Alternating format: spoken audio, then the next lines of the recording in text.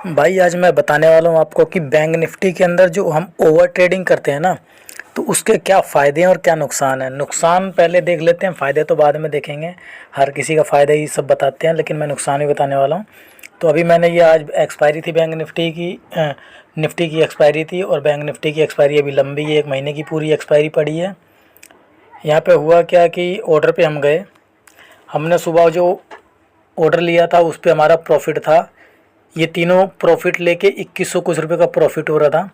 फिर हमने कहा कि एक ट्रेड और ले लेते हैं। एक ट्रेड और हमने लिया तो उसमें क्या हुआ कि यहाँ लॉस हो गया। ठीक है, यहाँ पे हमने एक लॉस बुक किया छोटा सा।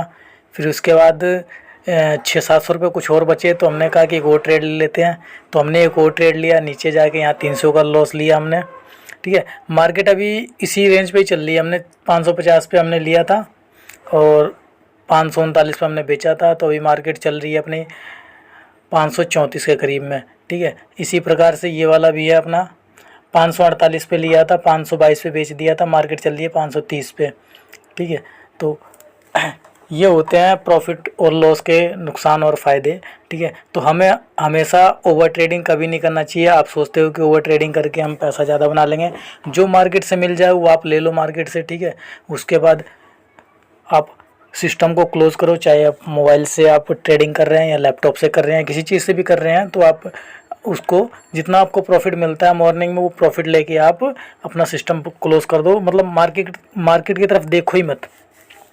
अगर मार्केट की तरफ आप देखोगे तो मार्केट आपको बुलाएगी बुलाएगी और आप जाओगे भी। ठीक है, तो सुबह सुबह में हमने यहाँ पे 2100 कुछ रुपये का प्रॉफिट किया था। ठीक है, और तुरंत ही फिर उसके बाद 12 बजे करीब फिर हमने एक और ट्रेड प्लान कर लिया, तो हमारा 1500 का लॉस हुआ। हमने कहा ठीक है कोई बात नहीं, एक और ट्रेड प्लान कर लेते हैं। एक और ट्रेड प्लान किया तो हमने उस पर एसएल जो रखा था 10 पॉइंट का रखा था। मैंने कहा ठीक है, एक लॉट से 10 पॉइंट का एसएल रखते हैं, जो निकला ठीक है, नहीं तो कोई बात नहीं। तो वहाँ पे पता चला कि वहाँ पे भी यहाँ 300 रुपये का लॉस हो गया अपना। ठीक है, तो अभी अपने पास करंट मार्केट जो पैसा बचा हुआ है वो बचा हुआ है 340 रुपये के करीब। ठीक है, अब हम दोबारा उसकी तरफ मैंने झांका भी नहीं। तो ये फ़ायदे और नुकसान होते हैं ओवर ट्रेडिंग के। ठीक है, तो जो भाई ट्रेडिंग सीख